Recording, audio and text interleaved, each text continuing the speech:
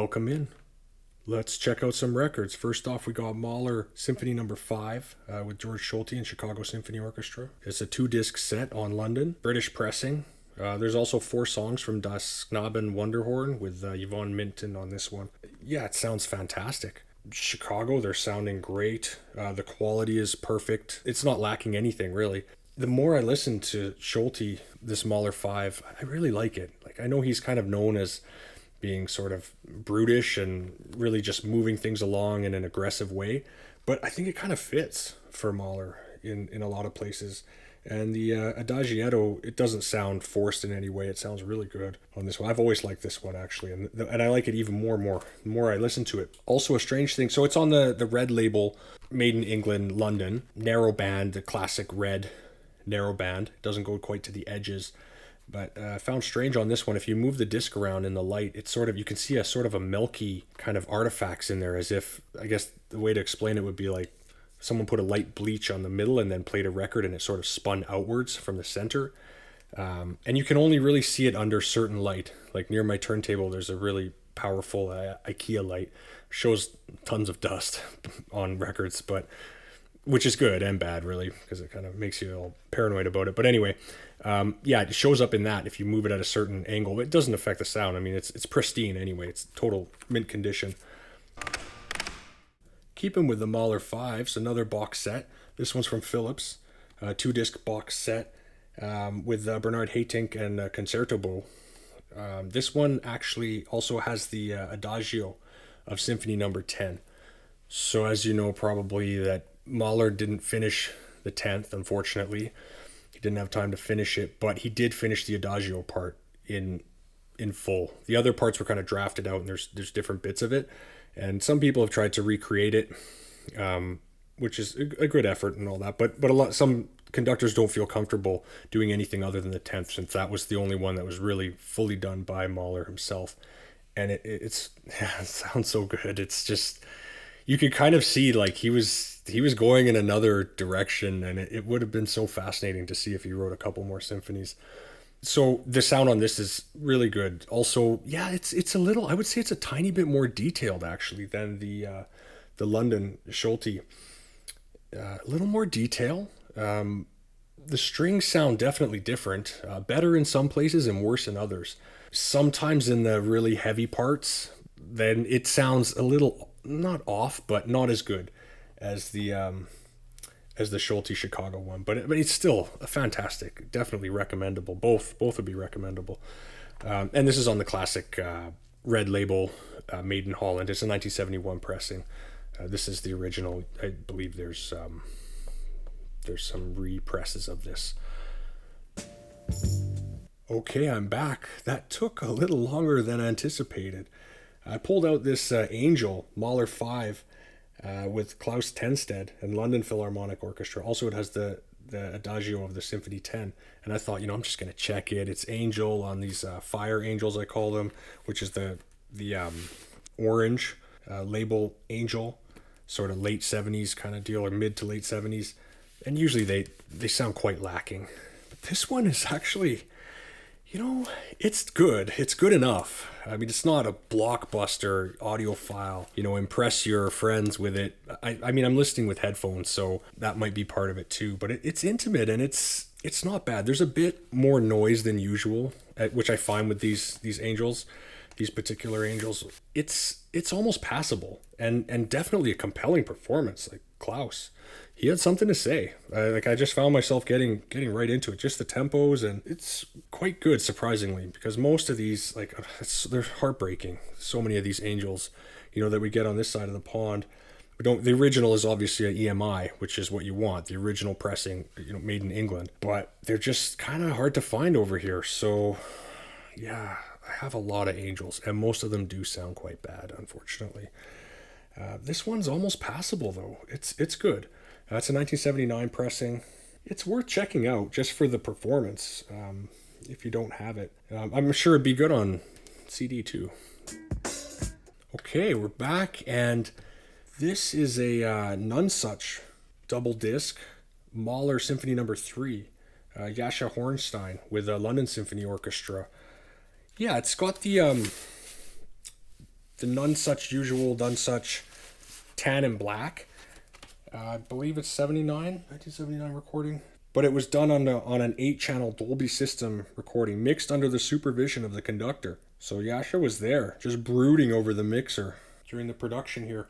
I don't know if it's amazing. I'm going to have to revisit it and give a deep listen to it. It's not bad. Technically, it's okay. It's not the best, really. I think because the recording venue, there's a little bit too much reverb. And maybe they were like close mic'd with big reverb, so it just sounds a little bit off. The performance itself, I'm not an expert in performances, but it does seem a little bit rubato, kind of swingy, sing-songy. It doesn't have that concise kind of Mahler feel, but it's a pleasant listen though. And I never really got into Symphony 3 that much. Like it's not Mahler, it's me. I'm just not ready to understand it properly, but I feel like this maybe is a good entry because it doesn't seem too serious, I guess, if that's the right word, but it's it's kind of sing-songy, I guess, like a very swingy kind of Mahler 3. But the cover, oh man, for Nonesuch, this is amazing. Like, this is a great cover for them, one of the best, because they picked like a artistic aesthetic that's so hokey. Like, it's just these awful. I'll pull them up. I'll do a little expose on Nonesuch. Nonesuch they're a great label. There's some great recordings on there for sure. But the artwork is just like, I know you can't judge a book by the cover, but people did, because they were just atrocious. But this one, they actually like, okay, let's make something cool, or try anyway. It's good. It's fine. Very cool. I don't know if you should check it out. I'm not saying freak out trying to find this one. It's okay. It's all right. Okay, next up we have Mozart, Ein klein Nachtmusik, Schatzkapelle, Dresden with Ottmar Sweetner. This is on the Fontana label, and I don't have too much info on the Fontana label. I thought they only did repressings, but apparently they do some original pressings. So I thought, well, I better get some, because I'd see them and I'd just say no. Like, I thought they were just a super budget repressing label. I don't know why, but apparently no, they put in a real effort. But this one though, I'm researching it on Discogs, and it does appear to be a repressing from the Eterna label, a 1961 pressing. This can't be 1961. It just feels like it's the triple kind of gatefold, full fold out, glossy. No, this can't be 61. And even on the insert here, it's showing a bunch of other stuff that looks like repressing of their catalog, I should say. Like side A sounds grainy, pretty crappy.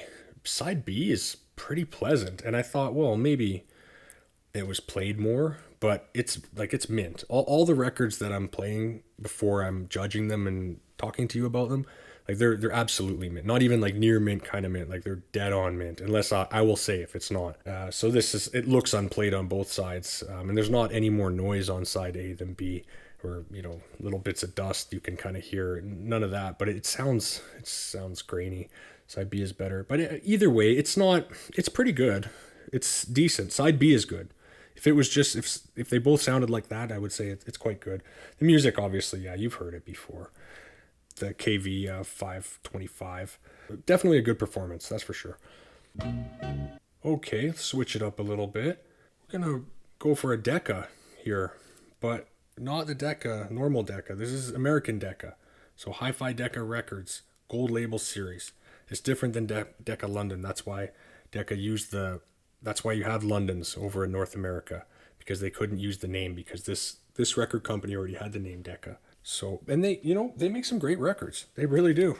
I know they don't have the prestige, and maybe they don't have the heavy hitting orchestras and performers, but they have some great music, and the records sound good. A lot of them though are beat up. I have a feeling they were a little bit cheaper, and you can find, this one is not. This one obviously is mint, really good. Like, and this is, I can't quite find the day. I think it's 1960, I believe. And you can tell on a lot of records if it's early stereo. Like, of course they'll be, trying to tell you that it's stereo, like screaming, this is stereo. And even there on here it says, this is a true hi-fi stereophonic record. For proper stereo reproduction, use RIAA equalization setting.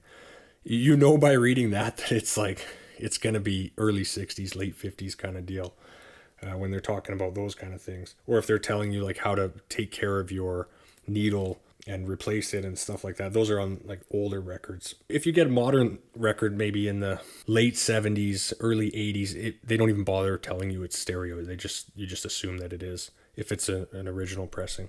Yeah, sorry, I should get to who the album. Yeah, Sylvia Marlowe, concerto for 2 harpsichords, for 3 harpsichords, for 4 harpsichords. Oh, the Baroque Chamber Orchestra, Daniel Seidenberg is conductor. The way they balance the harpsichords and the orchestras is quite nice, and you can really hear the stereo of the placement of the different harpsichords, and they don't sound like too plinky or too harsh. They're quite pleasant. It's a really pleasant disc overall. Yeah, Decca, the other Decca.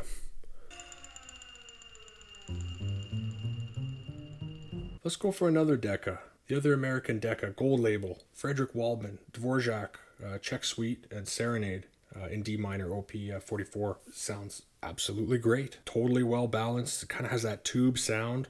I don't know the date on this, but it's the same kind of deal where it's full stereo. This is a true hi-fi stereophonic record kind of deal. So I'm guessing early 60s. It sounds great. I mean, I gotta confess, I think I've slept on too many of these gold label Deccas, because I thought, oh well, it's not the Decca. It's the other one. It's not really the high value one. But I mean, this is fantastic. The performance is great on this. The sound is good too. It's not absolutely crystal clear, direct metal mastering. It's kind of has that kind of laid back, little bit fuzzy kind of tube feel. Where they weren't, the cutting heads just weren't up to what they are now or what they were in the late 70s and early 80s. So, but yeah, that being said, it sounds, I would say, as good as sort of, a wideband London, pretty much. A little different recording style, but yeah, it's in this, they're at the same table, that's for sure. So yeah, this is really good. Okay, a little change of pace. Let's get something a little more clear, a little more modern. This is, not quite classic. It's more like kind of new age, neoclassical jazz, I guess, kind of from the, West Coast, I'm going to say kind of hippie scene, or like yoga, pre-yoga scene, which is Windham Hill, which if you don't know them, I mean, they're worth checking out. They really cared about their records and pressing their records. Almost all of them, well, pretty much most are mastered by Bernie Grunman, who is an amazing mastering engineer and very, very well known. And you can just tell they cared. Like, they really cared about sound. And you can pick up some of their samplers. Like, you can find their samplers discs. You can find them in like the dollar section, and then you'll also find the exact same disc for like $35 in the audiophile section. So it's like, just grab them if they're super cheap. I mean, you don't have to. You'll see them out there once you become accustomed to what their covers look like, which are usually pretty minimalistic. But if you'll see the logo on the back, the classic Windham Hill logo. But I mean, like, this is what they're talking about here. Just to let you know, like, this is original half-speed mastering by Jack Hunt, JVC Cutting Center, Matrix and Pressing by Record Technology Inc. They go on to say this recording was made on an MCI JH-24 recorder at 30 inches per second. So their tape machine going full bore at 30 inches per second, which is pretty cool, and mixed onto an Ampex ATR 102 2-track. So the principal microphones for both the 1932 Baldwin grand piano and the oboe were the Crown PZM phase coherent microphones. No noise reduction, limiting, or compression was employed. They even talk about the speakers, like for the monitor, like KEF speakers were used for this audio monitoring and reference it. That's cool. Like, that's caring. That's like, we're trying to make an audiophile record for you. Oh, sorry, I should tell you, it's Ira Stein and Russell Walder, elements, piano and oboe. It's kind of jazzy. I'd say more jazzy than classical. You just put it on and let it chill. There's no noise on it. Just fantastically clean record pressing. The vinyl itself is fantastic. Not a heavy pressing. Just normal record weight. I have quite a few Windham Hills. I just kind of grab them because of the sound. Like, some of them are sound spectacular. But they seem to, whatever vinyl they use, it seems to be susceptible to warping. So check it out before, especially if you're spending any kind of money, check if it's warped, because I gotta say, probably about, 40% of the ones I have are warped, and it's a significant warp, and I've gotten them from different sources. But every single one I think that I have is absolutely flawless, because the people that bought them were audio people. They cared about the sound. They put the record away as soon as they finished playing it. So yeah, you can get the samplers. They definitely went to digital, but they're always in especially in their sampler ones, like a lot of the stuff is huge sound spectrum, like the stereo spread. It'll work out your system. It's good to have just in your arsenal anyway, just to listen to. This one is not a sound spectacular. It's more like a chill record, but some of the other pieces are like on their sampler record. I have a lot of their sampler ones. Like they just sound huge, and a lot of digital synthy stuff too. So anyhow, okay. Okay, next up we have this interesting disc. It's Rimsky-Korsakov Quintet for Piano and Concerto for Trombone. This is from the soloists of the Orchestre du Ministère de la Défense. So like Defense Ministry, I think in France. Toute la musique russe. Yeah, there's a lot going on with this label and this release. It's Le Chant du Monde seems to be the label, but it's Melodia URSS, and it's pressed in Germany. So yeah, and it also says Harmonia Mundi on it, like that's the distribution. So I can't even find it really on Discogs. I can find ones that are similar, and it seems like it's a 1983 pressing, which would make sense. Yeah, it's really good. It sounds great. The trombone on side B does not sound good, but it never really sounds good on vinyl. The trombone, it's rare, so it sounds a bit just off, but everything else sounds quite pleasant. And some pensive pieces. I don't think I've ever heard that on side 8, like the quintet for piano from Korsakov. I don't know. I haven't heard it before. So it's strange that it's like Ministry of Defense band is doing it, kind of a pensive piece like that. But also like the Melodia, I don't know how they're part of it.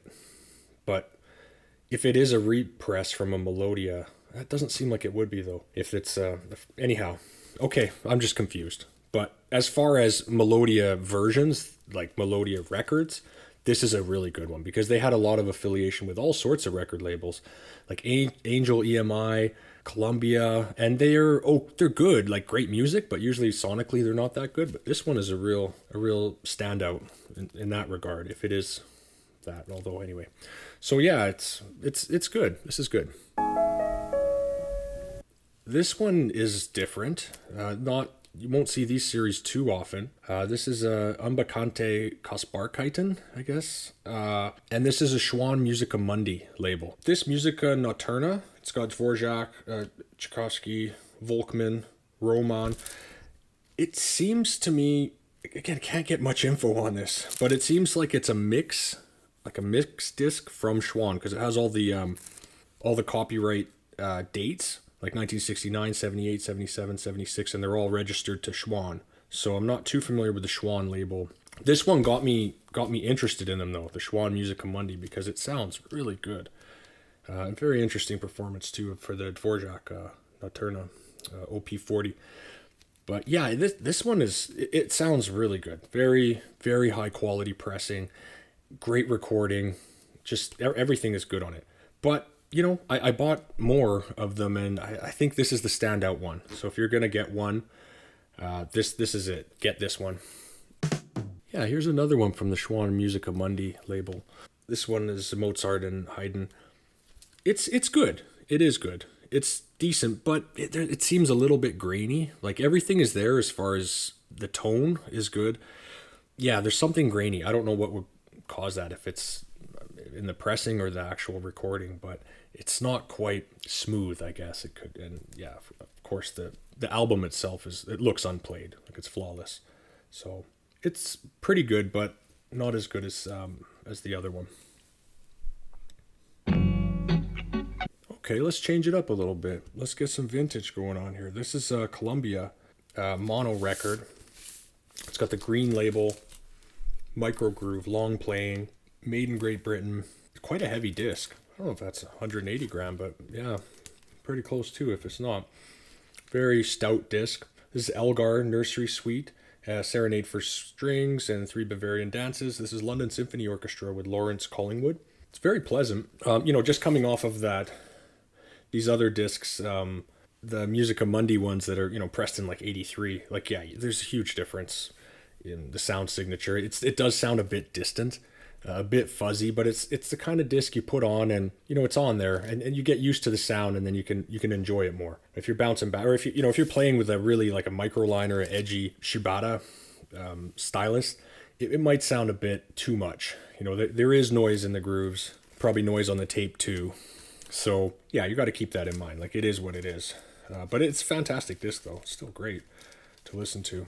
So yeah, that's good. And it has the fold over style. It's a glossy cover. It's kept so well. The cover still looks fantastic. Oh, I should note that this Columbia is the British Columbia, which I believe sort of turned into EMI. This isn't the United States Sony or Columbia Sony, so totally different, just so you know. And the ones like the early Columbia stereo ones are highly sought after. So this is sort of before that. I don't know if this would be very valuable or not, but it doesn't matter. We're just listening to it, not trying to sell it. Okay, I'm back. Yeah, these videos are going to take forever. I just went on a little listening session here. I'm supposed to be just checking, to confirm my memories of how the disc sounds, and no. I was in the zone there. Anyway, we have an HMV, his master's voice, mono pressing. I really should find out the date for this. Anyway, I don't know the date. I would say it's early 50s for sure. Oistrakh. We got Charles Munch looking young and dapper. The back, unfortunately, took damage somehow. So I don't know what that is. But anyway, it took damage. But the disc itself is flawless and really quiet. Like, really quiet. It does have a bit of a distant sound that, mono has from these older monos. They don't sound immediate and, close and like you're right there. You're kind of listening from a bit of a distance. And I actually put it on side B first, the Berlioz Romeo and Juliet, and it didn't sound good at all, especially in the loud places, 2T, I guess you would call, like that. It just off and just honestly uncomfortable. But I remember like enjoying the disc, so I checked the other side, and yeah, it's fantastic. The chanson, poem, and also the Saint-Saëns introduction rondo capriccio. Wow, just like they really don't make music like this anymore. It's worth it to find this anyway, even if it's digital, just to hear the performance. It's just from another time. Like, I can't see anybody putting out this style these days. Like, there's beautiful music being made, but not like this though. It's so different. Really fantastic. I'm glad I have this disc. And yeah, on the label itself, we got the big nipper looking all confused into the gramophone, gold text. It's a beautiful label. Yeah, definitely. If you can find it, I have a feeling this one's kind of rare these days, but there might be a digital version out there. It's really good. Compared to the Columbia, I would say this sounds better. Side A sounds a lot better. Sound B sounds worse actually than the Columbia.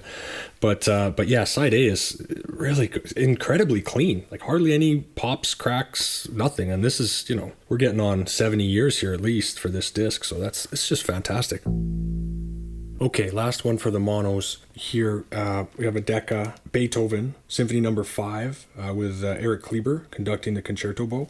And I actually thought this was a British pressing, but it's not. It's a New Zealand pressing. And it's just okay. There's not enough bass. It's not that clear. It's a bit noisy. It's not amazing. It doesn't make me want to pick it up and play it again.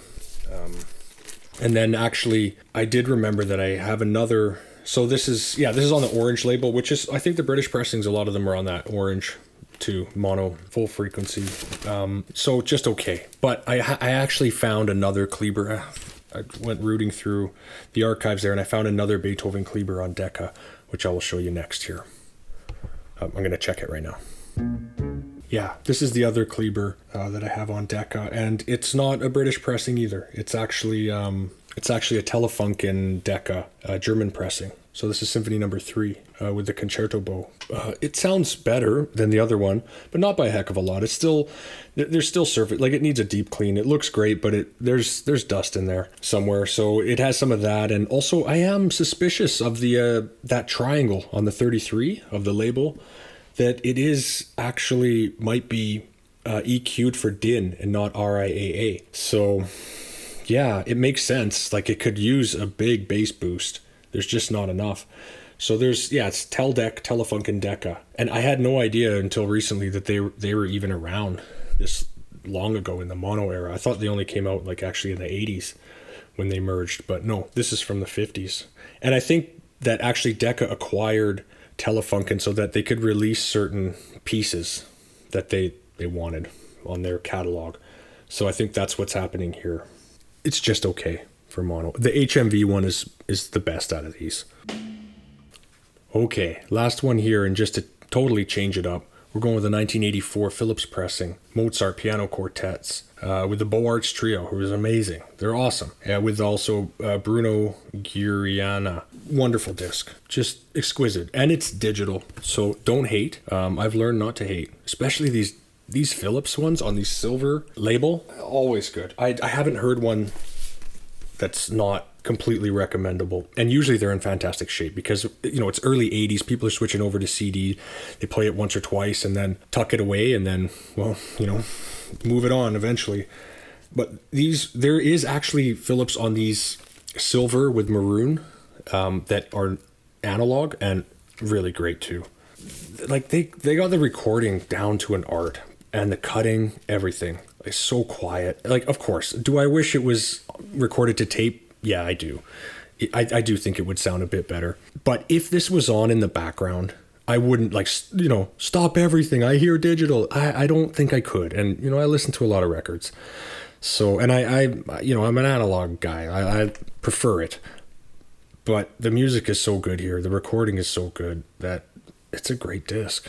1984. And a little bit interesting is actually on the back, they have English, German, French, and Japanese. So they start to know their market. Like, we got some folks in Japan who are feeling it. This one's great. Anyway, that's it for now. I'll see you again soon with some more cool stuff. All right, bye.